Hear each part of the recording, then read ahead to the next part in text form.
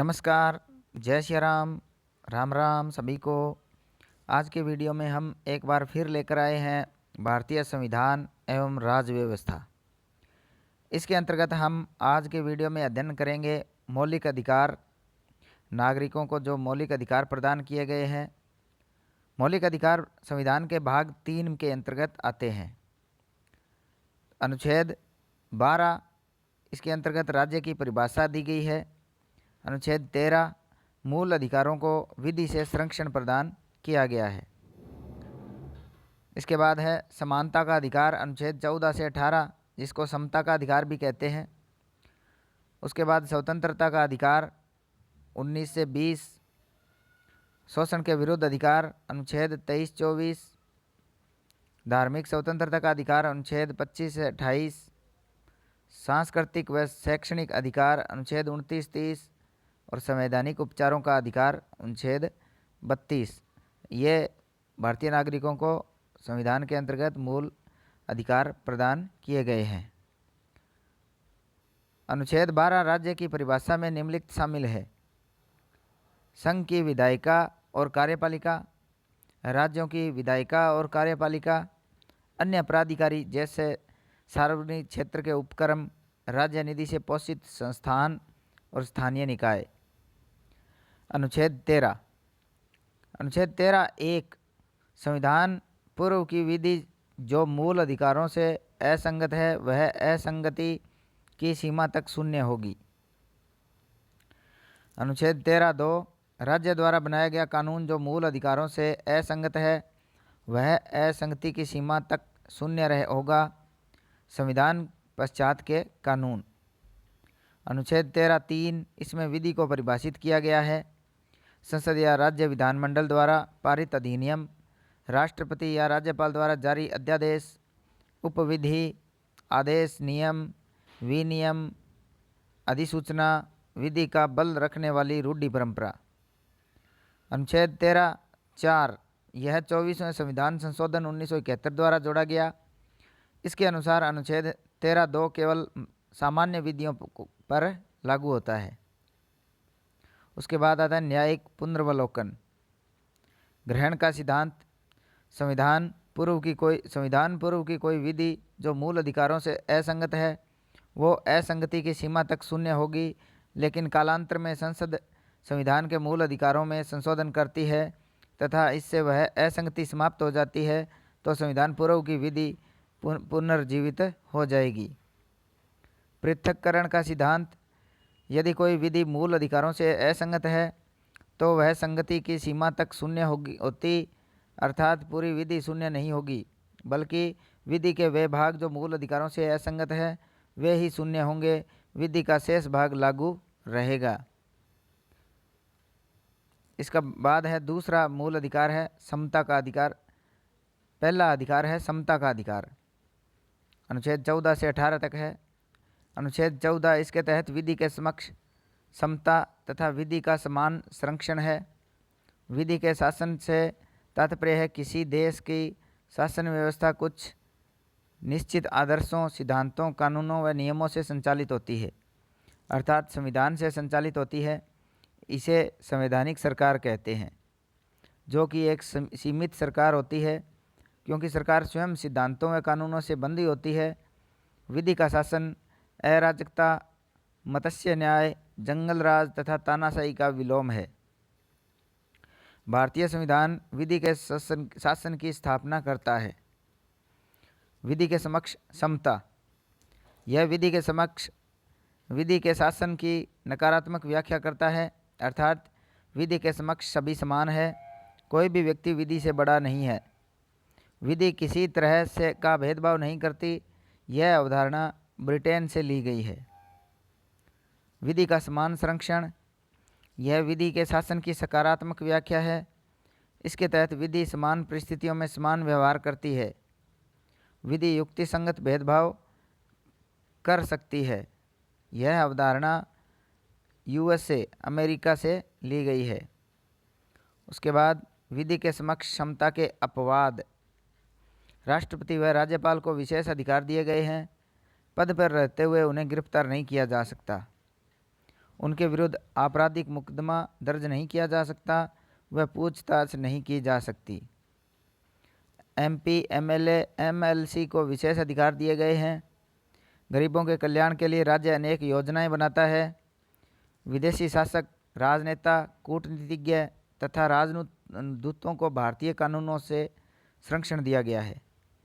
UNO और उसकी एजेंसियों में काम करने वाले लोगों को भी भारतीय विधि से संरक्षण दिया गया है। उसके बाद अनुच्छेद 15, कुछ आधारों पर भेदभाव निषेध। राज्य नागरिकों के साथ धर्म, जाति, लिंग, मूल वंश, जन्म स्थान के आधार पर किसी तरह का भेदभाव नहीं करेगा। संस्थाओं, होटल, भोजनालय, सार्वजनिक कुएं, तालाब, मंदिर आदि में धर्म, मूल वंश, जाति, लिंग, जन्म स्थान के आधार पर भेदभाव नहीं करेगा। राज्य महिलाओं एवं बच्चों के कल्याण के लिए विशेष योजनाएं बना सकता है। सामाजिक व शैक्षणिक रूप से पिछड़े वर्गों के लिए विशेष योजनाएं बना सकता है। शिक्षण संस्थानों में सामाजिक व शैक्षणिक रूप से पिछड़े वर्गों के लिए आरक्षण रखा जा सकता है। ईवीएस या आर्थिक रूप से पिछड़े वर्ग के लिए विशेष योजनाएं बनाई जा सकती है। 103वां संविधान संशोधन 2019। अनुच्छेद 16, लोक नियोजन में अवसर की समानता। राज्य लोक नियोजन में सभी नागरिकों को समान अवसर उपलब्ध कराएगा। लोक नियोजन में नागरिक को धर्म, मूल वंश, जाति, लिंग, जन्म स्थान, उद्भव, वंशानुगतता व निवास स्थान के आधार पर अयोग्य नहीं किया जाएगा। संसद पिछड़े क्षेत्रों में स्थानीय नौकरियों में निवास की बाध्यता रख सकता है। सामाजिक व शैक्षणिक रूप से पिछड़े वर्ग जिनका सरकारी नौकरियों में पर्याप्त प्रतिनिधित्व नहीं है, उनके लिए विशेष स्थान आरक्षित रखे जाते हैं। 4A, पदोन्नति में आरक्षण। 4B, बैकलॉग भरने में 50% से अधिक आरक्षण। 5, धार्मिक संस्थाओं में उसी धर्म के लिए स्थान आरक्षित किए जा सकते हैं। 6, आर्थिक रूप से कमज़ोर वर्गों के लिए आरक्षण। 103वां संविधान संशोधन 2019 जो कि ईडब्ल्यूएस के लिए बना था। इसके अंतर्गत 2019 में आर्थिक रूप से कमज़ोर वर्गों के लिए सरकारी नौकरियों में 10% आरक्षण की घोषणा की गई। Indira Sahni case 1992, supreme court ने निर्णय दिया कि आरक्षण की सीमा 50% से अधिक नहीं हो सकती। उच्चतम न्यायालय ने ओबीसी में क्रीमी लेयर की अवधारणा दी, अर्थात क्रीमी लेयर वालों को आरक्षण नहीं दिया जाएगा। नोट 2022 में उच्चतम न्यायालय ने 103वें संविधान संशोधन को मूल संरचना का उल्लंघन नहीं माना। न्यायालय ने कहा कि 50% की सीमा अनम्य नहीं है। अनुच्छेद 17, अस्पृश्यता का अंत।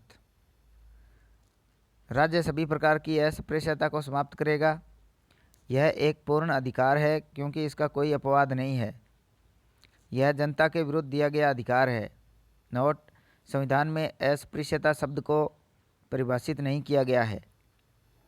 अनुच्छेद 18, उपाधियों का अंत। 18(1) में दिया गया है, राज्य शिक्षा व सेना के अतिरिक्त कोई उपाधि प्रदान नहीं करेगा। 18(2), भारतीय नागरिक किसी अन्य देश से उपाधि प्राप्त नहीं कर सकता। 18(3), विदेशी नागरिक जो भारत सरकार की सेवा में है वह राष्ट्रपति की अनुमति के बिना किसी अन्य देश में उपाधि ग्रहण नहीं कर सकते। 18(4), सरकारी सेवा में नियुक्त भारतीय नागरिक राष्ट्रपति की अनुमति के बिना किसी अन्य देश से सम्मान, परिलब्धि व पद प्राप्त नहीं कर सकता। Balaji Raghavan case 1996, supreme court ने निर्णय दिया कि भारत रत्न, पद्म विभूषण, पद्म भूषण आदि उपाधियां नहीं है वरन सम्मान है। अतः यह समानता के सिद्धांत के प्रतिकूल नहीं है। हालांकि न्यायालय ने यह भी व्यवस्था दी कि पुरस्कार प्राप्तकर्ता इन सम्मानों का प्रयोग अपने नाम से पहले या बाद में न करें, अन्यथा उन्हें पुरस्कारों को त्यागना पड़ेगा। अनुच्छेद 19, स्वतंत्रता का अधिकार 19 से लेकर 22 तक है। अनुच्छेद 19(1)(a), वाक एवं अभिव्यक्ति की स्वतंत्रता। इसके अंतर्गत भारतीय नागरिकों को निम्न 7 स्वतंत्रताएं दी गई है, जिसमें प्रेस की स्वतंत्रता, विज्ञापन की स्वतंत्रता, चुप रहने की स्वतंत्रता, फ़ोन टैप के विरुद्ध अधिकार, सरकारी सूचनाएं प्राप्त करने का अधिकार, धरना प्रदर्शन का अधिकार इसमें हड़ताल नहीं है। बंद के विरुद्ध अधिकार, ये विचार वाक एवं व्यक्ति की स्वतंत्रता के अंतर्गत आते हैं। दूसरा इसमें है सम्मेलन करने का अधिकार, जो कि शांतिपूर्ण और बिना शस्त्र के कर सकते हैं। सी का इसमें 19 सी में है संघ बनाने का अधिकार और उसे नियमित रूप से संचालित रखने का अधिकार। सभा, संघ, सहकारी समितियां, कंपनी, एनजीओ, राजनीतिक दल, क्लब आदि का गठन कर सकते हैं। डी अबाध विचरण करने का अधिकार। ई आवास का अधिकार। एफ संपत्ति का अधिकार दिया गया था, जो कि 44वें संविधान संशोधन द्वारा मूल अधिकारों से हटा दिया गया है। जी आजीविका का अधिकार। उसके बाद अनुच्छेद 19(2) के अंतर्गत वाक एवं अभिव्यक्ति की स्वतंत्रता की सीमाएं दी गई है। भारत की संप्रभुता व अखंडता के विरुद्ध राज्य की सुरक्षा, विदेशी राज्यों के साथ मित्रवत संबंध, न्यायालय की अवमानना, मानहानि, नैतिकता, लोक व्यवस्था और अपराध उद्दीपन आदि क्षेत्रों में लोगों की जो मूल अधिकार दिए गए, स्वतंत्रताएं दी गई है, उनकी सीमाएं निश्चित की गई है। उसके बाद अनुच्छेद 19(3) के अंतर्गत सम्मेलन की स्वतंत्रता एवं स्वतंत्रता की सीमाएं दी गई है कि इसमें भारत की संप्रभुता व अखंडता को कोई खतरा न हो। लोक व्यवस्था धारा 144 सीआरपीसी की धारा 141 आईपीसी। अनुच्छेद 19(4) के अंतर्गत संघ बनाने की स्वतंत्रता की सीमाएं हैं कि वह भारत की संप्रभुता, अखंडता, लोक व्यवस्था और नैतिकता के अंतर्गत होनी चाहिए। 19(5) अबाध संचरण व निवास की स्वतंत्रता की सीमाएं जनसाधारण के हित में, जनजातीय लोगों के हित में। बम्बई हाईकोर्ट ने एड्स पीड़ित व्यक्तियों के संचरण पर प्रतिबंध को वैध बताया। उच्चतम न्यायालय का निर्णय है वेश्याओं व आदतन अपराधियों को प्रतिबंधित किया जा सकता है। 19(6) आजीविका की स्वतंत्रता की सीमाएं जनसाधारण के हित में, जैसे वेश्यावृत्ति, नशीले पदार्थों पर प्रतिबंध, लाइसेंस की अनिवार्यता रखी जा सकती है, योग्यता निर्धारित की जा सकती है। अनुच्छेद 19 राज्य के विरुद्ध है, निजी व्यक्ति के विरुद्ध नहीं है। यह केवल नागरिकों के लिए है, कंपनी को यह अधिकार प्राप्त नहीं है। अनुच्छेद 20 अपराधों के लिए दोष सिद्धि के संबंध में संरक्षण। 20(1) किसी भी व्यक्ति को उसी कानून के तहत दंडित किया जा सकता है जो अपराध के समय लागू था, अर्थात आपराधिक कानून का भूतलक्षी क्रियान्वयन नहीं किया जा सकता। नागरिक कानून का भूतलक्षी क्रियान्वयन किया जा सकता है। 20(2) एक अपराध के लिए किसी व्यक्ति को 2 बार सजा नहीं दी जा सकती, विभागीय कार्रवाई अलग से की जा सकती है। 20(3) स्व अभिशासन नहीं, स्वयं के विरुद्ध गवाही देने के लिए बाध्य नहीं है। सिविल मामलों में यह अधिकार मान्य नहीं होता। अनुच्छेद 21 प्राण व दैहिक स्वतंत्रता का अधिकार। यह विधि द्वारा स्थापित प्रक्रिया या विधि की सम्यक प्रक्रिया। किसी भी व्यक्ति को विधि के द्वारा स्थापित प्रक्रिया के बिना प्राण व दैहिक स्वतंत्रता से वंचित नहीं किया जा सकता। एक गोपालनवाद 1950। इस केस में न्यायालय ने अनुच्छेद 21 की संकीर्ण व्याख्या की, जिसमें विधि द्वारा स्थापित प्रक्रिया से तात्पर्य है कि न्यायपालिका केवल कार्यपालिका के स्वेच्छाचारी कार्यों की समीक्षा कर सकती है, विधायिका के स्वेच्छाचारी कार्यों की समीक्षा नहीं कर सकती। विधि द्वारा स्थापित प्रक्रिया यह ब्रिटेन और जापान से ली गई है, जिसमें न्यायपालिका विधायिका की तो समीक्षा नहीं कर सकती, लेकिन कार्यपालिका की समीक्षा कर सकती है। न्यायालय ने प्राण दैहिक स्वतंत्रता के अधिकार की भी संकीर्ण व्याख्या की थी तथा माना कि जीवन के अधिकार का अर्थ है जीवित रहना तथा बंधक नहीं बनाया जाना, अर्थात किसी को भी जीवन से वंचित नहीं किया जा सकता है। मेनका गांधी वाद 1978। इस वाद में उच्चतम न्यायालय ने अपने पूर्ववर्ती निर्णय को उलट दिया तथा अनुच्छेद 21 को व्यापक अर्थ में लिया। न्यायालय के अनुसार विधि द्वारा स्थापित प्रक्रिया को विधि की सम्यक प्रक्रिया द्वारा लिया जाना चाहिए। यह यूएसए के संविधान से लिया गया है। इसके तहत न्यायपालिका, कार्यपालिका तथा विधायिका के स्वेच्छाचारी कार्यों की समीक्षा कर सकती है, अर्थात यदि कानून अनुचित अन्यायपूर्ण, अतार्किक हो तथा यह नैसर्गिक न्याय के विरुद्ध हो तो न्यायपालिका उसकी समीक्षा कर सकती है। न्यायपालिका किसी भी कानून को के अक्षरश पालन के लिए बाध्य नहीं है। न्यायपालिका कार्यपालिका की समीक्षा कर सकती है और विधायिका की भी समीक्षा कर सकती है। इसी तरह से न्यायालय ने जीवन के अधिकार की व्यापक व्याख्या की है। न्यायालय ने माना कि केवल जीवित रहना या श्वास लेना जीवन नहीं है। पशुवत जीवन जीने को जीवन नहीं कहा जा सकता है। जीवन का अर्थ है मानवीय गरिमा से युक्त जीवन, संपूर्ण गुणवत्तापूर्ण, मूल्यवान, अर्थवान जीवन होना चाहिए। गरिमापूर्ण जीवन के लिए निम्नलिखित शामिल होना चाहिए: मानवीय प्रतिष्ठा के साथ जीने का अधिकार, स्वच्छ पर्यावरण, प्रदूषण रहित जल एवं वायु में जीने का अधिकार एवं हानिकारक उद्योगों के विरुद्ध सुरक्षा, जीवन रक्षा का अधिकार, निजता का अधिकार, आश्रय का अधिकार, स्वास्थ्य का अधिकार, 14 वर्ष की उम्र तक निःशुल्क शिक्षा का अधिकार, निःशुल्क कानूनी सहायता का अधिकार, अकेले कारावास में बंद होने के विरुद्ध अधिकार, त्वरित सुनवाई का अधिकार, हथकड़ी लगाने के विरुद्ध अधिकार, अमानवीय व्यवहार के विरुद्ध अधिकार, देर से फांसी के विरुद्ध अधिकार, विदेश यात्रा करने का अधिकार, बंद व मजदूरी के विरुद्ध अधिकार, हिरासत में शोषण के विरुद्ध अधिकार, आपातकालीन चिकित्सा सुविधा का अधिकार, सरकारी अस्पतालों में समय पर उचित इलाज का अधिकार, राज्य के बाहर न जाने का अधिकार, निष्पक्ष सुनवाई का अधिकार,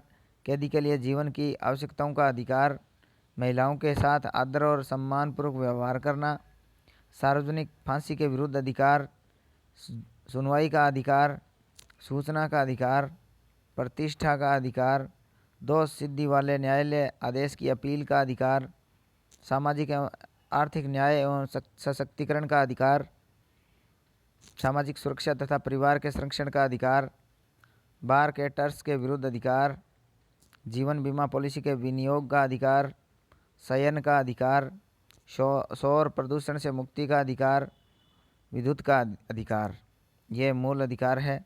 इसके अलावा अनुच्छेद 21A शिक्षा का अधिकार, इसके तहत 6 से 14 वर्ष तक के बच्चों को अनिवार्य निःशुल्क शिक्षा उपलब्ध करवाई जानी चाहिए। यह अनुच्छेद 86वें संविधान संशोधन 2002 द्वारा जोड़ा गया। पूर्व में यह अनुच्छेद 45 के तहत नीति निर्देशक तत्व था। शिक्षा का अधिकार अधिनियम 2009 में पारित हुआ, जो कि 1 अप्रैल 2010 को लागू हुआ था। इसमें प्रावधान था कि सभी निजी विद्यालयों में 25% सीटों पर गरीब बच्चों को प्रवेश देना अनिवार्य है, जिनके शुल्क का भुगतान सरकार करेगी। अनुच्छेद 22 गिरफ्तारी व निरोध के समय संरक्षण। गिरफ्तारी के समय व्यक्ति को 3 अधिकार दिए गए हैं: गिरफ्तारी के कारण जानने का अधिकार, गिरफ्तारी के समय वकील से परामर्श लेने का अधिकार और 24 घंटे के भीतर मजिस्ट्रेट के समक्ष प्रस्तुत किए जाने का अधिकार। इसमें यात्रा का समय शामिल नहीं है। 2 प्रकार के लोगों को उपयुक्त अधिकार प्राप्त नहीं है: शत्रु देश के नागरिकों को और निवारक निरोध के तहत निरुद्ध किए गए व्यक्ति को। निवारक निरोध कानून के तहत निरुद्ध किए गए व्यक्ति को भी कुछ अधिकार दिए गए हैं। उसे अधिकतम 3 माह के लिए निरुद्ध किया जा सकता है। निरुद्ध व्यक्ति को गिरफ्तारी का कारण बताया जाना चाहिए, हालांकि जनहित में कारण बताने से इनकार किया जा सकता है। निरुद्ध व्यक्ति अपने प्रतिनिधि के माध्यम से निरोध के विरुद्ध न्यायालय में अपील कर सकता है। 44वें संविधान संशोधन के माध्यम से निरुद्ध करने की अवधि को 3 माह से कम करके 2 माह कर दिया गया है, किंतु अभी इसे लागू नहीं किया गया है। संसद व राज्य विधानमंडल दोनों निरोधक कानून बना सकते हैं। निम्नलिखित विषयों में केवल संसद निवारक निरोध कानून बना सकती है: रक्षा, विदेशी मामले और देश की सुरक्षा के। निम्नलिखित विषयों पर संसद और राज्य विधानमंडल दोनों कानून बना सकते हैं: राज्य की सुरक्षा, लोक व्यवस्था और समुदाय हेतु आवश्यक वस्तुओं व सेवाओं की आपूर्ति सुनिश्चित करवाना। निवारक निरोधक कानूनों के उदाहरण: निवारक निरोधक कानून अधिनियम 1950, जो कि 1969 में समाप्त हुआ। आंतरिक सुरक्षा अधिनियम MISA 1971 में लागू हुआ, 1978 में समाप्त। विदेशी मुद्रा का संरक्षण एवं व्यसन निवारण अधिनियम 1974। राष्ट्रीय सुरक्षा अधिनियम NSA 1980। चोर बाजारी निवारण एवं आवश्यक वस्तु प्रदाय अधिनियम 1980, आतंकवादी एवं विध्वंसक क्रियाकलाप निवारण अधिनियम टाडा 1985-1995 में समाप्त। स्वापक औषधि और मन प्रभावी पदार्थ व्यापार निवारण एक्ट 1988 में, आतंकवाद निवारण अधिनियम पोटा 2002-2004 में निरस्त। इसके बाद आते हैं अनुच्छेद 23 व 24। अनुच्छेद 23 व 24 में शोषण के विरुद्ध अधिकार प्रदान किए गए हैं। अनुच्छेद 23 में मानव के दुर्व्यापार एवं बलात्श्रम का प्रतिषेध है। यह अनुच्छेद निम्न को प्रतिषेध करता है: तस्करी, मनुष्य जिसमें पुरुष, महिला और बच्चों की खरीद फरोख्त होती है। बंधुआ मजदूरी, किसी व्यक्ति को उसकी इच्छा के विरुद्ध कार्य करवाना। बेगार, बिना पारिश्रमिक के कार्य करवाना।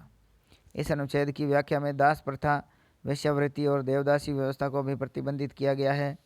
हालांकि राज्य जनहित में किसी प्रकार की अनिवार्य सेवा लागू कर सकता है, जैसे कि सैनिक सेवा व अन्य कोई सामाजिक सेवा। राज्य इसका वेतन देने के लिए बाध्य नहीं है, लेकिन राज्य ऐसी सेवा लागू करने में धर्म, मूल, वंश, जाति या वर्ग के आधार पर भेदभाव नहीं करेगा।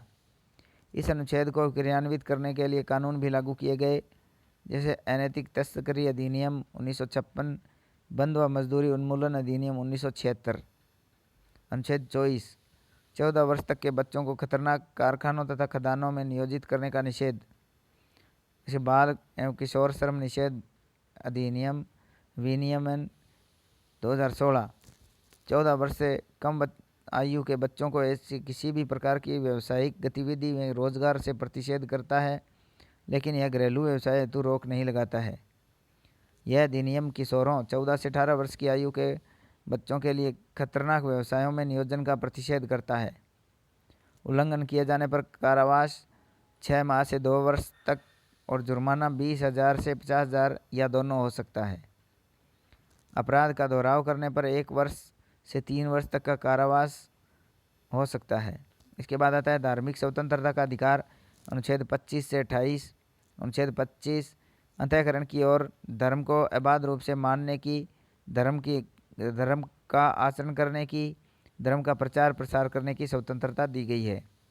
इसकी सीमाएं हैं लोक व्यवस्था, नैतिकता, सदाचार, स्वास्थ्य और अन्य मूल अधिकार।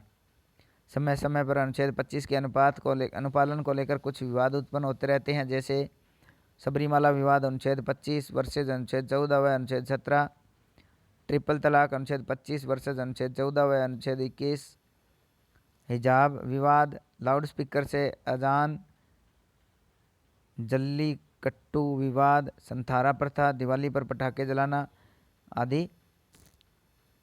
उपरोक्त विवादों का समाधान करने के लिए सुप्रीम कोर्ट द्वारा 1954 में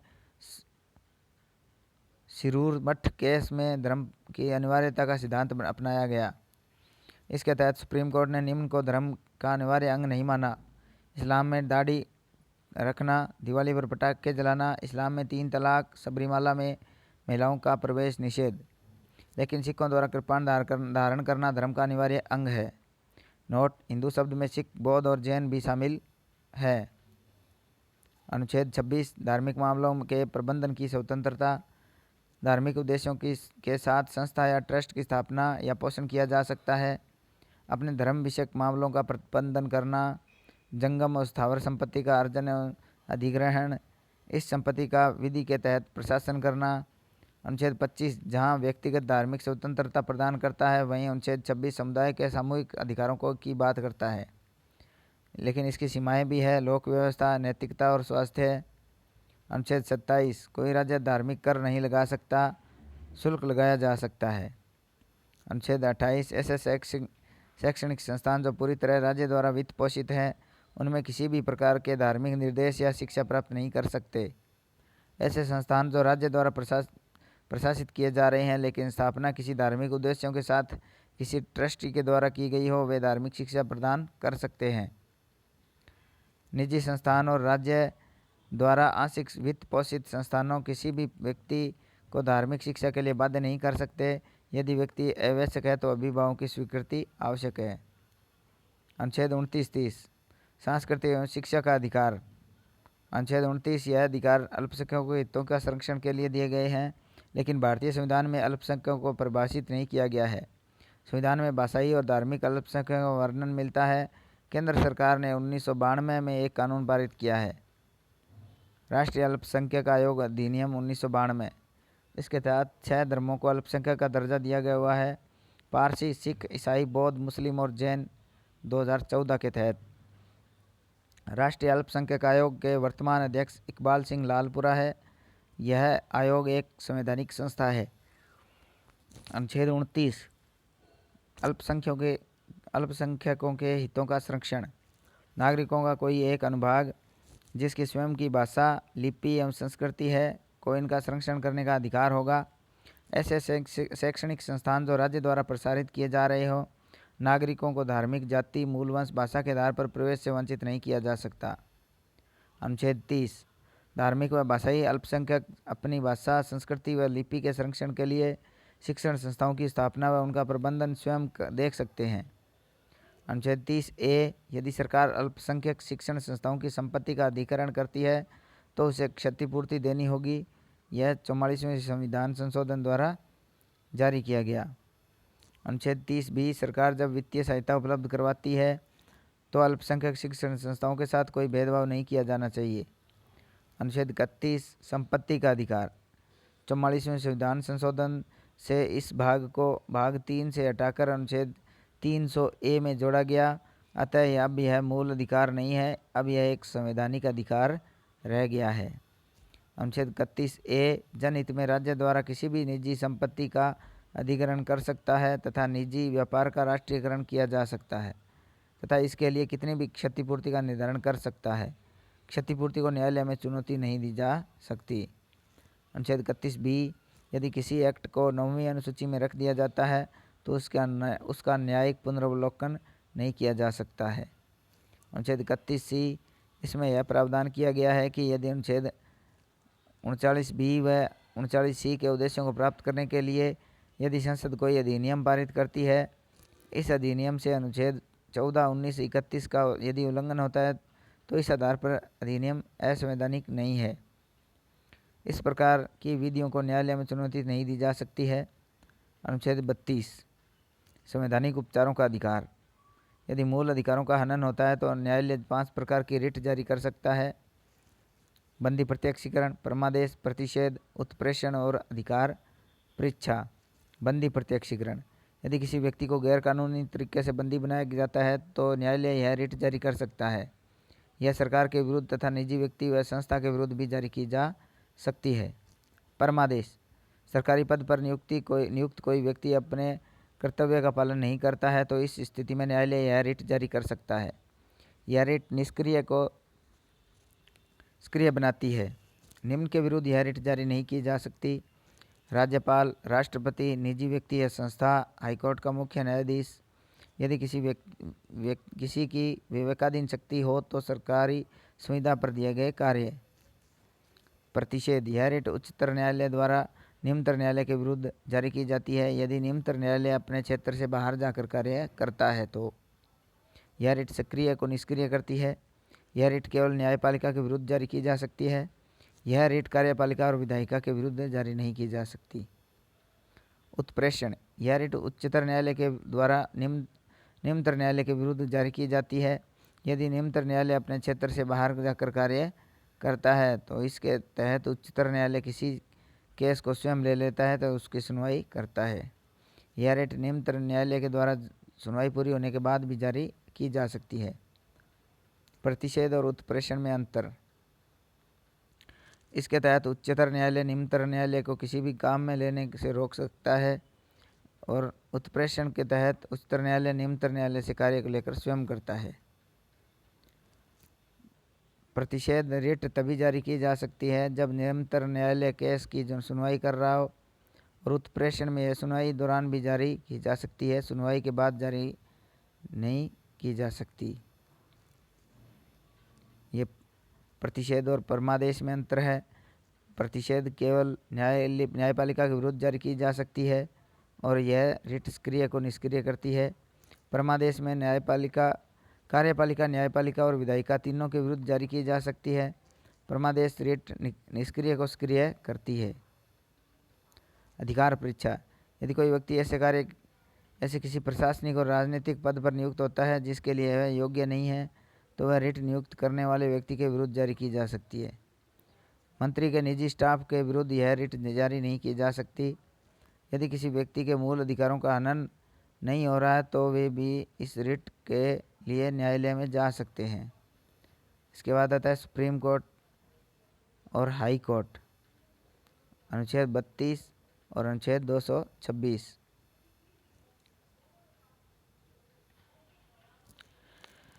यदि कोई व्यक्ति किसी प्रशासनिक और राजनीतिक पद पर नियुक्त होता है जिसके लिए वह योग्य नहीं है, तो यह रिट नियुक्त करने वाले व्यक्ति के विरुद्ध जारी की जा सकती है। मंत्री के निजी स्टाफ के विरुद्ध जारी नहीं की जा सकती। यदि किसी व्यक्ति को मूल अधिकारों का हनन नहीं हो रहा है तो वे भी इस रिट के लिए न्यायालय में जा सकते हैं। सुप्रीम कोर्ट और हाई कोर्ट। सुप्रीम कोर्ट अनुच्छेद 32 के द्वारा यह रिट जारी कर सकती है और हाई कोर्ट अनुच्छेद 226 के द्वारा यह रिट जारी कर सकती है। उच्चतम न्यायालय रिट जारी करने के लिए बाध्य है क्योंकि अनुच्छेद 32 एक मूल अधिकार है। उच्च न्यायालय रिट जारी करने के लिए बाध्य नहीं है क्योंकि अनुच्छेद 226 मूल अधिकार नहीं है। उच्चतम न्यायालय सुप्रीम कोर्ट केवल मूल अधिकारों का हनन होने पर ही रिट जारी कर सकता है, यह अन्य मामलों में रिट जारी नहीं कर सकता। और हाई कोर्ट मूल अधिकारों का हनन होने पर भी रिट जारी कर सकता है। राष्ट्रीय आपात के समय अनुच्छेद 32 को निलंबित किया जा सकता है, अर्थात सुप्रीम कोर्ट की रिट आधिकारिकता को निलंबित किया जा सकता है। और राष्ट्रीय आपातकाल के समय भी अनुच्छेद 226 को निलंबित नहीं किया जा सकता। उपयुक्त तुलना से स्पष्ट होता है कि उच्चतम न्यायालय की तुलना में उच्च न्यायालय की रिट आधिकारिकता अधिक व्यापक है। अनुच्छेद 33 संसद सशस्त्र बलों, अर्धसैनिक बलों, पुलिस, खुफिया एजेंसी व अन्य मूल अधिकारों में कटौती कर सकती है। अनुच्छेद 34 जिन क्षेत्रों में सैन्य विधि लागू हो उन क्षेत्रों में मूल अधिकारों में कटौती की जा सकती है। अनुच्छेद 35 मूल अधिकारों में कटौती का अधिकार केवल संसद को है। संविधान में जिन मूल अधिकारों में कटौतियों का प्रावधान है, संसद केवल उन्हीं में कटौती कर सकती है, जैसे कि अनुच्छेद 16, 32, 33 और 34। अनुच्छेद 35A 1954 में राष्ट्रपति के द्वारा आदेश जोड़ा गया कि जम्मू कश्मीर के लिए विशेष प्रावधान बनाए थे। स्थायी निवासी ही जम्मू कश्मीर में अचल संपत्ति खरीद सकते हैं। स्थायी निवासी ही राज्य या सरकारी नौकरी के लिए आवेदन कर सकते हैं तथा स्थायी निवासियों को ही राज्य सरकारों की छात्रवृत्तियों व योजनाओं का लाभ मिलेगा। 2019 में इसे राष्ट्रपति के आदेश द्वारा हटा दिया गया था। वे मूल अधिकार जो केवल भारतीय नागरिकों को प्राप्त है। अनुच्छेद 15, 16, 19, 29 और 30 शेष अधिकार भारतीय नागरिकों के साथ साथ विदेशी नागरिकों को भी प्राप्त है। राष्ट्रीय आपातकाल के समय मूल अधिकारों का निलंबन। अनुच्छेद 358 राष्ट्रीय आपातकाल की घोषणा के साथ ही अनुच्छेद 19 स्वतः निलंबित हो जाता है। 44वें संविधान संशोधन 1978 के द्वारा यदि सशस्त्र विद्रोह के कारण राष्ट्रीय आपातकाल लगा है तो अनुच्छेद 19 निलंबित नहीं होगा। अनुच्छेद 359 राष्ट्रीय आपातकाल के समय राष्ट्रपति अन्य मूल अधिकारों को निलंबित कर सकते हैं। 44वें संविधान संशोधन 1978 के द्वारा राष्ट्रीय आपातकाल के समय अनुच्छेद 20 व 21 को निलंबित नहीं किया जा सकता। अब आते हैं मूल अधिकारों में संशोधन। अनुच्छेद 13(2) राज्य ऐसी कोई विधि नहीं बना सकता जिससे मूल अधिकार कम होते हों। अनुच्छेद 368 संसद को संविधान में संशोधन करने की शक्ति प्राप्त करता है। संसद ने पहला संविधान संशोधन किया तथा इसके तहत अनुच्छेद 31A व 31B जोड़े गए, जिससे संपत्ति के अधिकार को सीमित कर दिया गया। शंकरी प्रसाद वर्षित भारत संघ 1951, इसमें पहले संविधान संशोधन को चुनौती दी गई तथा सुप्रीम कोर्ट ने निर्णय दिया कि अनुच्छेद 13(2) केवल सामान्य विधियों पर लागू होता है। यह अनुच्छेद 368 के तहत किए गए संविधान पर लागू नहीं होता, अर्थात संसद संविधान सामान्य विधि से मूल अधिकारों को कम नहीं कर सकती, लेकिन संविधान संशोधन करके मूल अधिकारों में कटौती कर सकती है। सज्जन सिंह बनाम राजस्थान राज्य 1965। उच्चतम न्यायालय ने अपने पूर्ववर्ती निर्णय की पुष्टि की तथा यह माना कि संसद सामान्य विधि से मूल अधिकारों को कम नहीं कर सकती, लेकिन संविधान संशोधन करके मूल अधिकारों में कटौती कर सकती है। गोलकनाथ केस बनाम पंजाब राज्य 1967। अतः अनुच्छेद 13(2) संविधान संशोधन अधिनियम पर भी लागू, अर्थात संसद संविधान संशोधन अधिनियम द्वारा भी सीमित नहीं कर सकती, लेकिन साथ ही यह भी माना कि इस निर्णय को भूतकाल से लागू नहीं किया जाना चाहिए अर्थात पहले मूल अधिकारों में जो संशोधन किए गए हैं वो यथावत रहेंगे, लेकिन संसद भविष्य में संविधान में संशोधन करके मूल अधिकारों में कटौती नहीं कर सकती। 24वां संविधान संशोधन 1971, इसके द्वारा अनुच्छेद 13(4) व आर्टिकल 368(3) संविधान में जोड़े गए। इसमें यह स्पष्ट उल्लेख कर दिया गया कि अनुच्छेद 13(2) केवल सामान्य विधि पर लागू होगा, यह 368 के द्वारा संविधान संशोधन पर लागू नहीं होगा। इसमें जोड़ा गया कि संविधान संशोधन विधेयक पर सहमति देने के लिए राष्ट्रपति बाध्य है। 25वां संविधान संशोधन 1971 संविधान में अनुच्छेद 31C जोड़ा गया। इसमें यह प्रावधान किया गया कि अनुच्छेद 39B व 39C के उद्देश्यों को प्राप्त करने के लिए यदि संसद कोई अधिनियम पारित करती है और इस नियम से अनुच्छेद 14, 19 और 31 का उल्लंघन होता है तो इस आधार पर अधिनियम असंवैधानिक नहीं है। इस प्रकार की विधि को न्यायालय में चुनौती नहीं दी जा सकती। 26वां संविधान संशोधन राजाओं के प्रीवियर्स समाप्त किए गए। केशवानंद भारती वर्सेस केरल राज्य 1973। उच्चतम न्यायालय ने 24वें तथा 25वें संविधान संशोधन को चुनौती दी गई। इस हेतु 13 न्यायाधीशों की संवैधानिक पीठ का गठन किया गया, जिसने 7:6 के बहुमत से निर्णय दिया। न्यायालय ने 24वें तथा 25वें संविधान संशोधन को वैधानिक ठहराया तथा यह माना कि अनुच्छेद 368 के तहत किए गए संविधान संशोधन द्वारा संसद मूल अधिकारों में कटौती कर सकती है। न्यायालय ने माना कि संसद संविधान के किसी भी भाग में संशोधन कर सकती है, अर्थात वह मूल अधिकारों में भी संशोधन कर सकती है, किंतु वह संविधान के मूल ढांचे से छेड़छाड़ नहीं कर सकती, अर्थात संविधान के मूलभूत ढांचे को परिवर्तित या समाप्त नहीं किया जा सकता। उपयुक्त वाद में न्यायालय ने सर्वप्रथम मूल ढांचे की अवधारणा दी। इसके साथ ही न्यायालय ने 25वें संविधान संशोधन के द्वारा दूसरे भाग को अवैधानिक घोषित किया, क्योंकि यह न्यायालय की न्यायिक पुनरावलोकन की शक्ति को सीमित करता है तथा न्यायिक पुनरावलोकन संविधान की बुनियादी ढांचा है।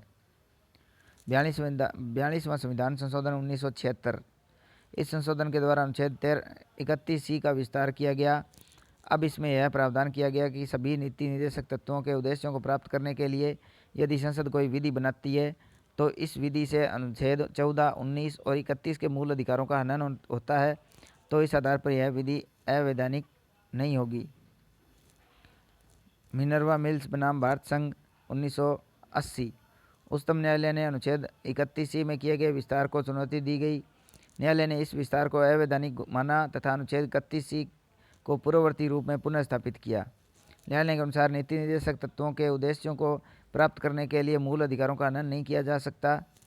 इसी समय न्यायालय ने माना कि मूल अधिकार व नीति निर्देशक तत्व आपस में विरोधाभासी नहीं है, दोनों के उद्देश्य समान है, मानव कल्याण है, अतः दोनों एक दूसरे के पूरक हैं। इसके बावजूद यदि दोनों में कोई विरोधाभास होता है तो नीति निर्देशक तत्वों की तुलना में मूल अधिकारों को सर्वोपरि माना जाना चाहिए। इसके बाद आता है संविधान का मूल ढांचा। केशवानंद भारतीवाद 1973 में उच्चतम न्यायालय ने पहली बार संविधान के बुनियादी ढांचे की अवधारणा दी। न्यायालय के अनुसार संसद अनुच्छेद 368 के तहत संविधान के किसी भी भाग में संशोधन कर सकती है, वह मूल अधिकारों में भी संशोधन कर सकती है तथा इन्हें कम भी कर सकती है, लेकिन संविधान के बुनियादी ढांचे के साथ छेड़छाड़ नहीं होनी चाहिए, अर्थात संविधान की मूलभूत विशेषताओं को समाप्त नहीं किया जा सकता। न्यायालय के अनुसार संविधान का बुनियादी ढांचा कोई तथ्य नहीं है, बल्कि यह एक अवधारणा है जिसकी न्यायालय समय समय पर व्याख्या करता रहेगा तथा देश, काल व परिस्थिति के अनुसार इसकी व्याख्या में बदलाव हो सकता है।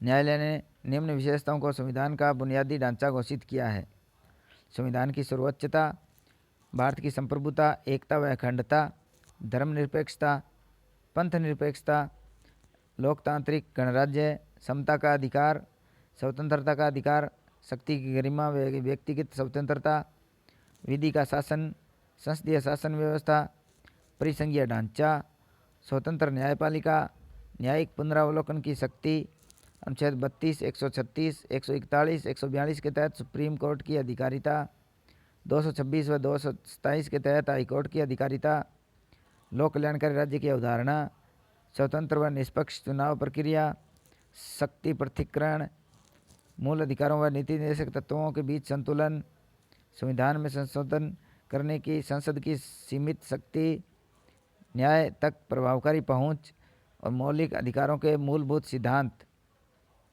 आज के वीडियो में मूल अधिकारों से संबंधित इतना ही। अगर वीडियो अच्छा लगे तो आप वीडियो को शेयर करें, लाइक करें, और आपने अब तक चैनल को सब्सक्राइब नहीं किया है तो हमारे चैनल को सब्सक्राइब करें। धन्यवाद। जय हिंद।